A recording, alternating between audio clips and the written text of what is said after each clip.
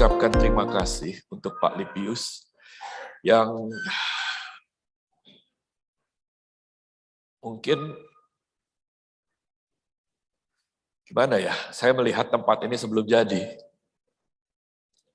Saya melihat Ibu masih nyemen-nyemen. Tapi kalau saya bisa melihat tempat di sini, kasih anugerah Tuhan ya.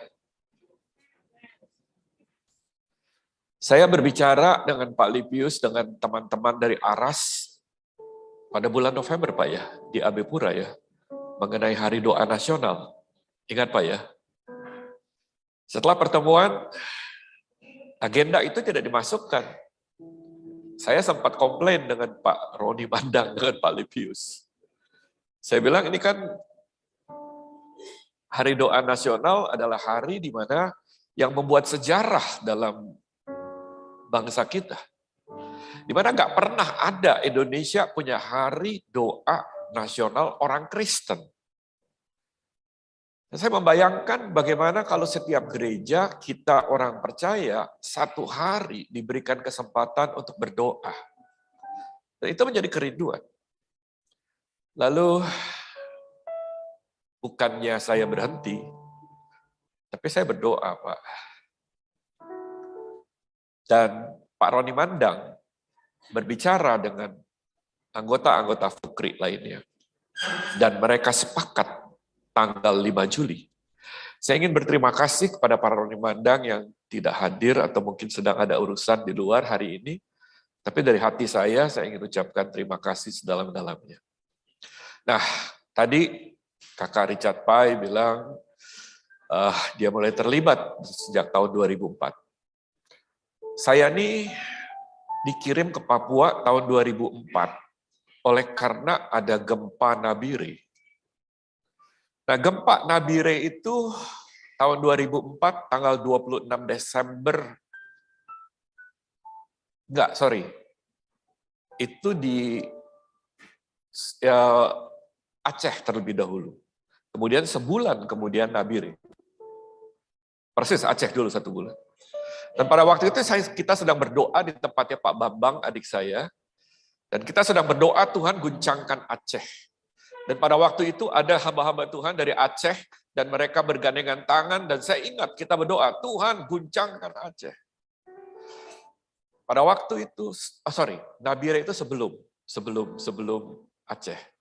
Karena saya ingat pada waktu sesi itu berakhir, kami mendengar kabar daripada Pak Daniel Alexander atau Koden bilang Nabire diguncangkan. Lalu 2 minggu setelah itu saya ada di Nabire. Kita kumpulkan hamba-hamba Tuhan, kita kumpulkan pemerintah bupati, kami berdoa dengan Bapak Bupati pada waktu itu, kami berdoa dengan aparat pemerintah, dan kami bawa bantuan pada waktu itu. Di sanalah saya mulai jatuh cinta dengan Papua. Dan sejak saat itu saya sudah datang berapa kali. Dan kemudian kemarin Pak Lipius juga katakan kan, ini orang Papua. Karena memang hati saya untuk Papua.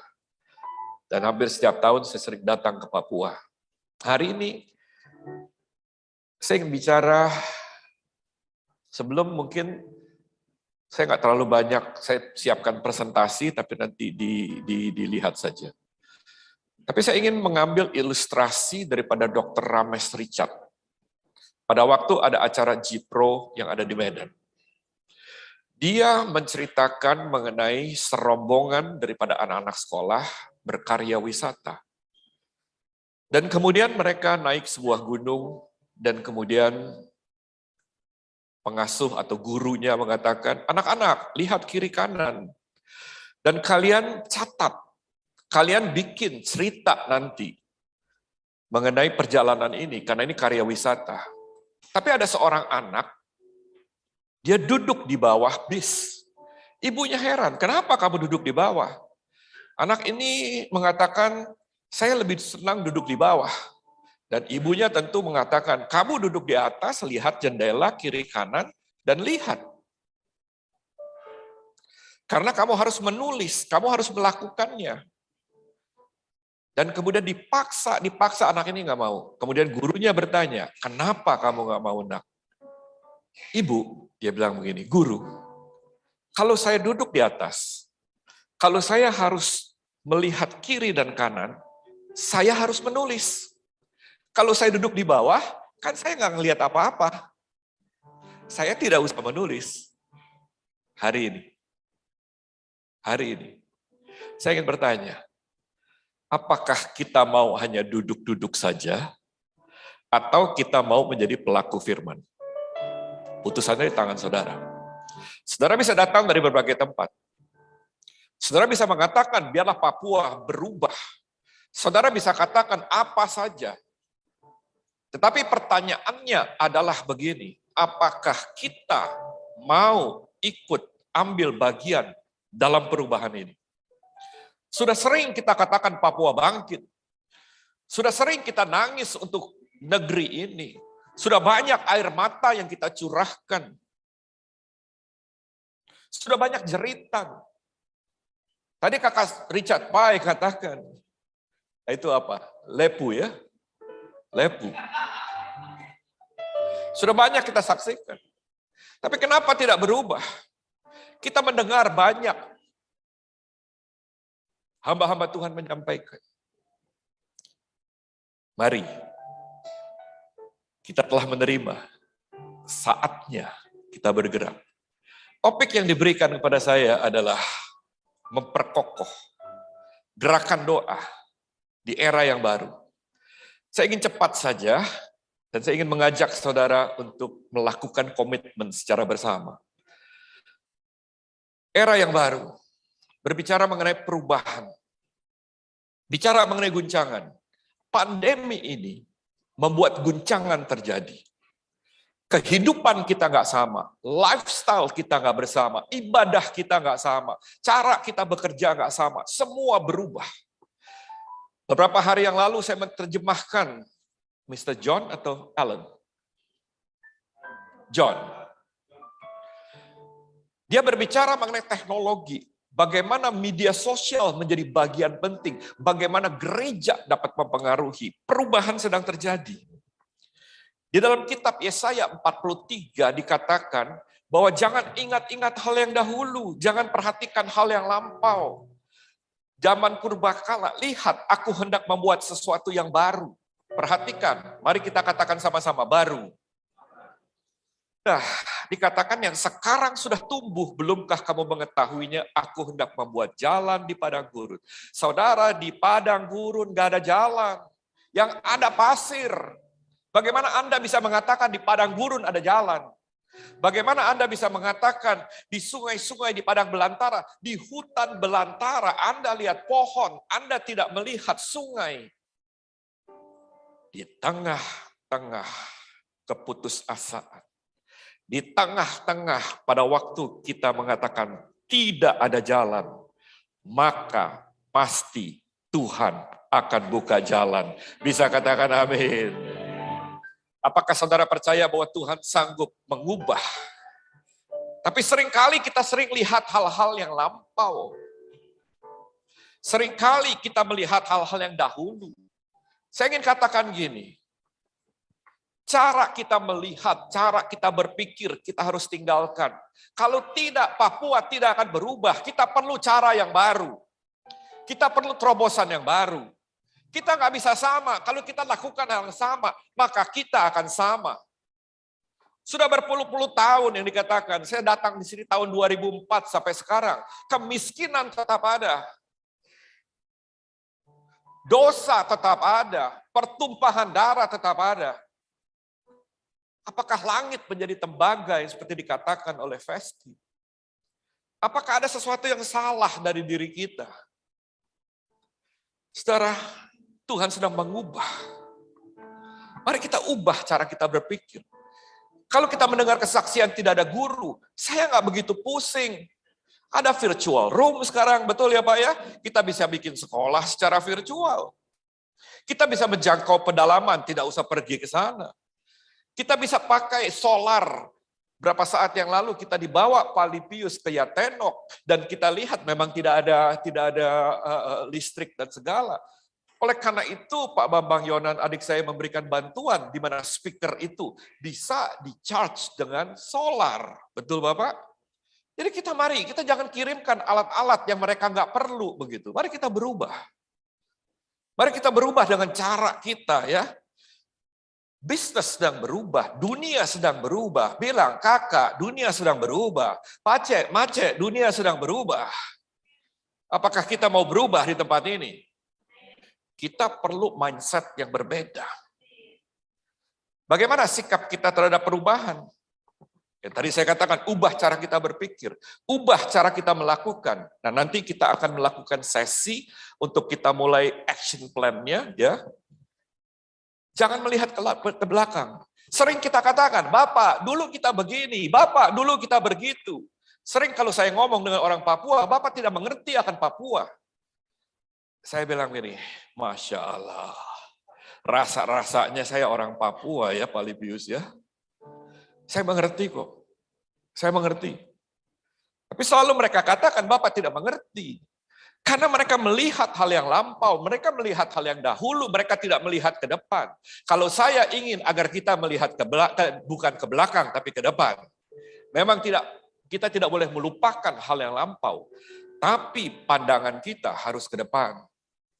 Apakah saudara melihat bahwa Papua baru ada di depan? Apakah saudara melihat bahwa Papua tidak lagi menjadi miskin ada di depan? Apakah saudara percaya pemerintahan kita akan bersih ada di depan? Dimulai daripada pengharapan. Dimulai daripada iman.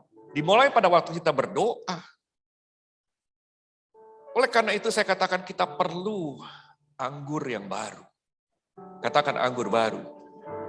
Kita perlu pengurapan yang baru. Berapa banyak yang mau pengurapan yang baru?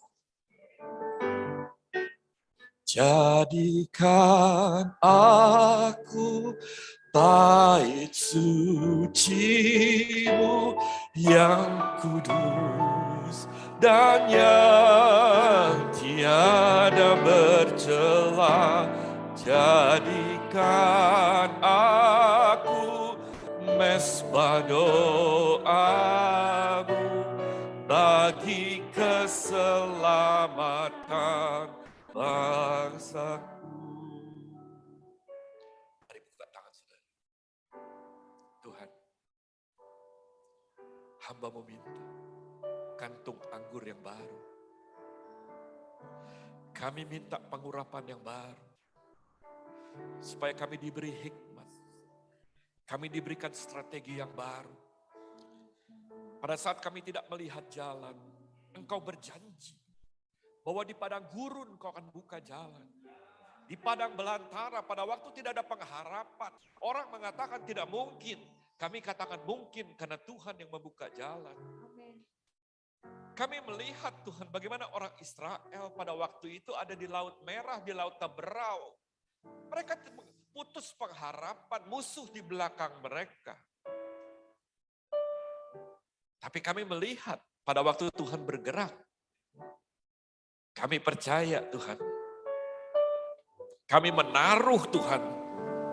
Iman kami, masa depan kami hanya kepada firman-Mu. Hanya kepada Yesus yang sanggup mengubah. Hanya putra dan putri Papua yang sanggup mengubah Papua. Katakan amin. Yang mau mengubah Papua, katakan amin. Kita telah banyak mendengarkan paparan. Kita telah banyak mendengarkan hal-hal yang disampaikan. Kita telah mendengar juga Ibu Suset. Pertanyaannya yang saya katakan begini, apa yang akan kita lakukan? Kita pulang dari tempat ini, kita hura-hura di tempat ini, amin di tempat ini, kita pulang tidak menghasilkan apa-apa. Kosong. Atau kita mengatakan begini, aku pulang, aku akan membuat perubahan di kotaku. Aku pulang, aku mau berdoa untuk kota saya. Berapa banyak yang mau mengambil komitmen? Katakan, jadikan aku bait suci-Mu dan yang tiada bercela.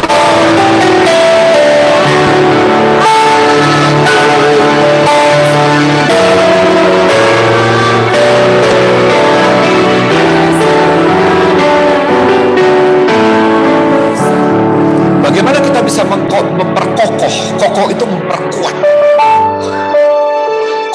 itu berarti kita tuh berdiri tegap. Justru yang saya katakan berapa hari yang lalu, 2 hari yang lalu, dalam sesi saya yang 10 menit itu, yang saya bikin 7 menit Pak. Yang saya katakan, kalau orang Kristen makin ditekan, kita makin tumbuh. Seperti per yang ditekan. Makin ditekan, kita akan loncat lebih tinggi lagi. Kalau Anda ingin Papua berubah, guncangan perlu. Anda ingin Papua bangkit, guncangan perlu. Guncangan yang membuat gereja bersatu. Guncangan itu yang membuat kita tidak bisa membanggakan diri, karena tidak ada satu gereja pun bisa berkata, aku adalah solusi. Kita perlu bergandengan tangan seperti ini. Satu hari saya diberikan penglihatan akan seperti ada jigsaw puzzle. Jigsaw puzzle itu apa ya? Seperti itu mainan yang nempel-nempel begitu gini. Dan saya melihat ada satu bagian hilang begitu. Dan seakan-akan Tuhan bertanya, indah nggak gambarnya? Saya bilang, bagus Tuhan, indah. Tapi ada bagian yang hilang. Kalau satu saja bagian ini hilang, ini bukan unity. Nah, di dalam jigsaw puzzle itu, yang kita tempel-tempel anak-anak itu, ada bagian yang hilang. Saya bilang, nggak lengkap Tuhan. Dan seakan-akan Tuhan berbicara dalam hati saya, kamu adalah pieces atau bagian yang akan melengkapi. Setiap daripada kita datang dengan keahlian, dengan posisi yang berbeda. Tapi kalian berharga di mata Tuhan. Tuhan gak kebetulan kirim Otto dan Geisler ke tanah ini. Tuhan gak kebetulan mengirimkan hamba-hambanya bernubuat dari tempat ini. Tuhan tidak kebetulan Bapak Lipius mengirimkan aras nasional ke tempat ini. Dalam sejarah untuk kumpulin bapak-bapak duduk, gak mudah Bapak. Untuk bisa tokoh-tokoh dari Bala Keselamatan, daripada Advent, duduk berapa hari. Saya hanya berkata begini, Tuhan terima kasih.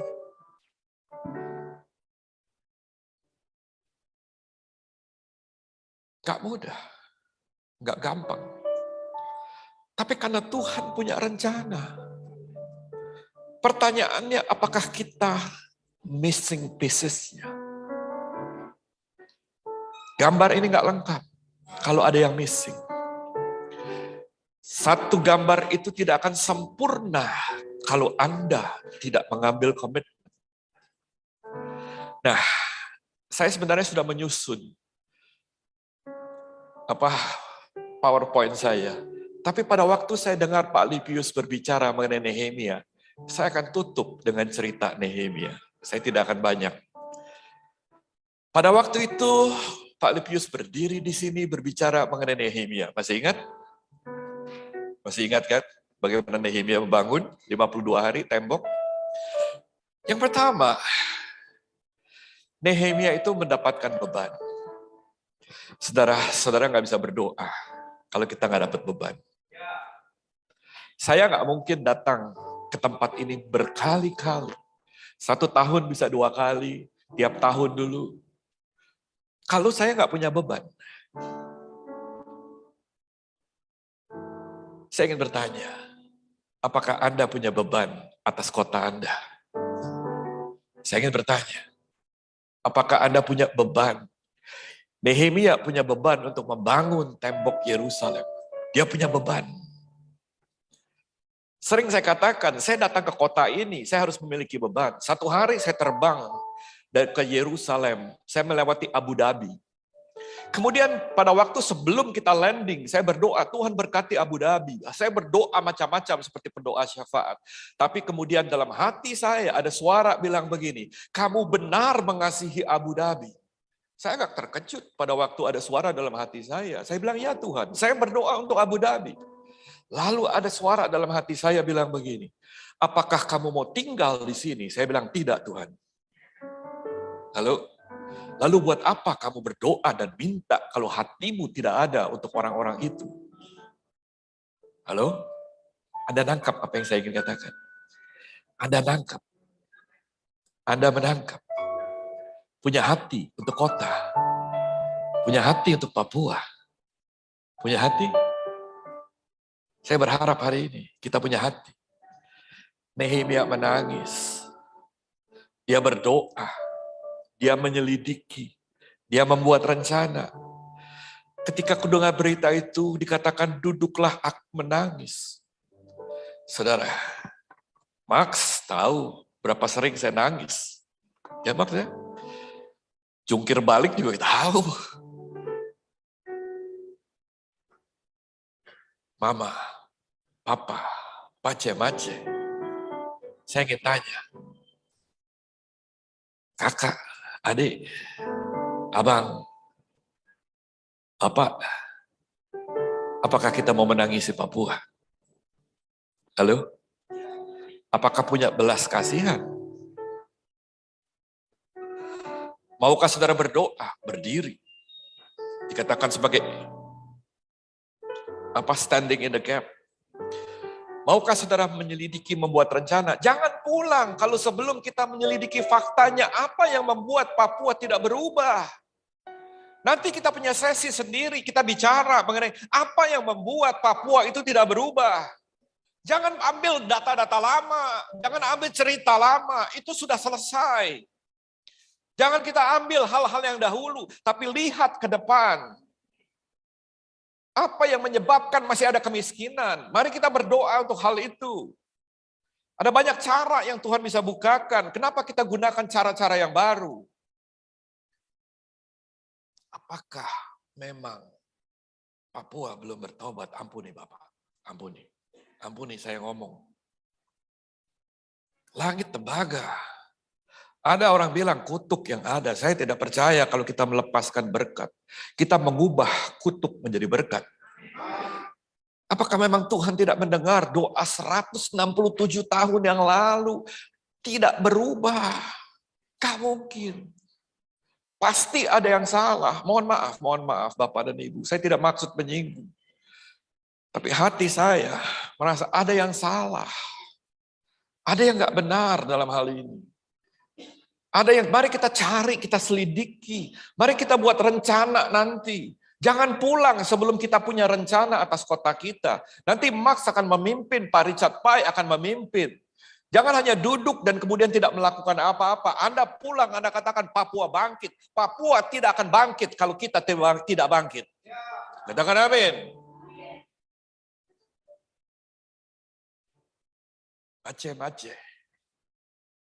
Mau menangisi Papua. Nyanyikan lagu tadi, apa yang Pak Richard Pai nyanyikan? Yang Papua. Kakak Richard tadi.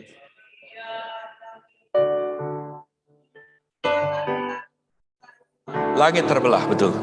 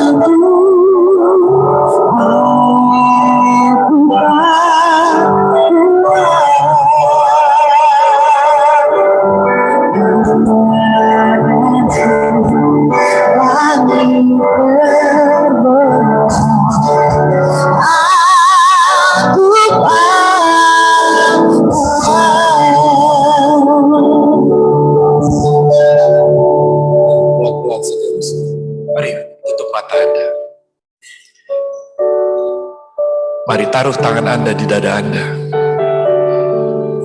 Taruh Papua di dadamu. Bawa Papua dalam doamu. Anda tidak akan bisa berdoa kalau Tuhan tidak memberikan beban.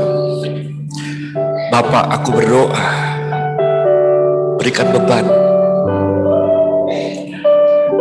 Berikan Tuhan belas kasihan-Mu untuk tanah ini. Biarlah kami mau berdiri menangis untuk tanah ini.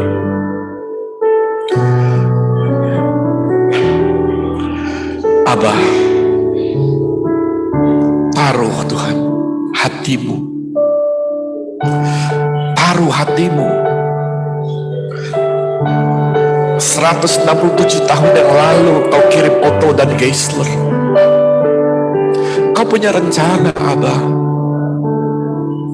Engkau mendengar Tuhan tangisan daripada anak-anakmu. Engkau mendengar seruan daripada anak-anakmu. Bawa itu dalam hatimu. Ibu, Bapak, saya ingin membacakan firman Tuhan. Dan saya ingin melepaskan firman ini. Nabi Yesaya pernah bernubuatkan atau melepaskan firman. Dikatakan bahwa dari seorang wanita akan dilahirkan juru selamat. Lalu berapa ribu tahun kemudian, ada malaikat Tuhan mengambil firman ini dan berdiri di hadapan seorang wanita muda dan melepaskan kata yang sama. Maria, engkau akan melahirkan. Maka Maria mengandung. Hari ini saya ingin membacakan firman Tuhan. Saya ingin lepaskan.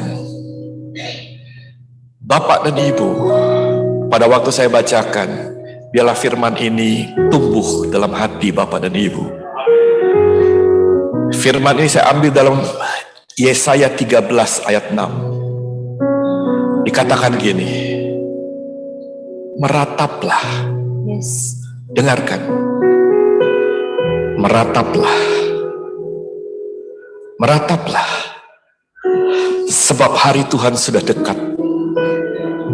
Datangnya sebagai pemusnahan dari Yang Maha Kuasa. Sebab itu semua tangan akan menjadi lemah lesu. Setiap hati manusia akan menjadi tawar. Perhatikan ayat yang ke-8. Pada waktu saya lepaskan ayat ini, Anda akan merasakan. Dengarkan. Dengarkan ayat ini. Manifestasi itu nyata. Karena saya melepaskan firman sebagai benih. Dengarkan saya. Dan mereka akan terkejut. Sakit mulas dan sakit beranak akan menyerang mereka. Saat ini dalam nama Tuhan Yesus terjadi. Aku melepaskan firman ini sebagai benih. Sebagaimana Yesaya melepaskan nubuatan dan malaikat mengambilnya dan melepaskannya. Aku katakan sekali lagi, sakit mulas, sakit beranak menyerang mereka. Mereka akan menggeliat kesakitan seperti perempuan yang melahirkan. Tangkap, lahirkan Papua baru.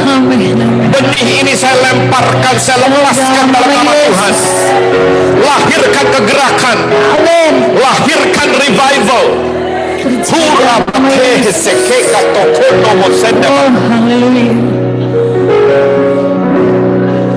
Yes, sakit ini akan menyerang.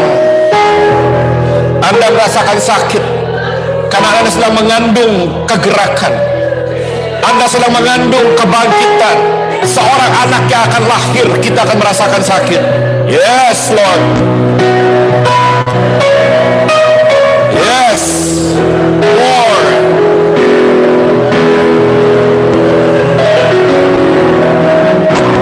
Anda akan melahirkan jiwa-jiwa.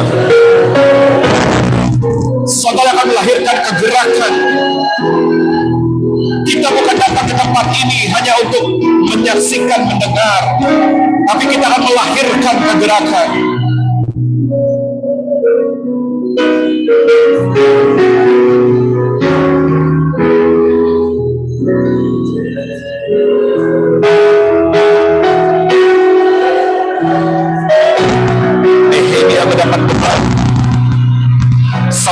diberikan beban oleh Tuhan. Saya tidak bisa memberikan beban kepada saudara. Tapi Tuhan yang menaruh beban dalam hati saudara untuk negeri ini.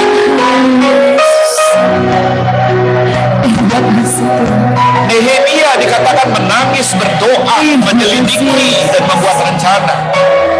Kita tidak akan pulang sebelum kita menjadi bagian daripada kegerakan. Kita akan membuat rencana-rencana. Kita akan menyelidiki mana yang rusak daripada tembok ini.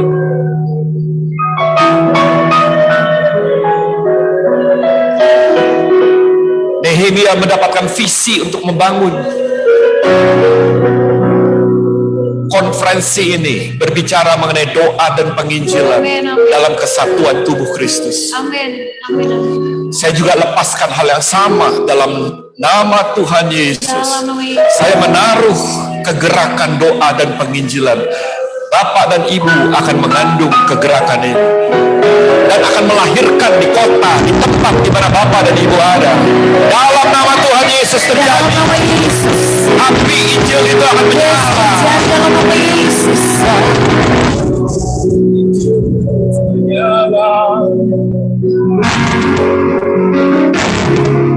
Nah, biar api Injil harus menyala, menyala di kampung hati semua. Biar mampu cahaya siap pancar hari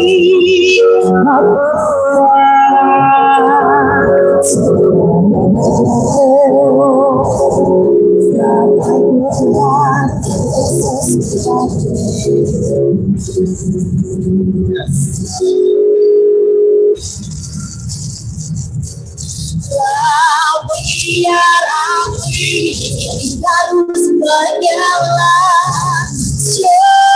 coba di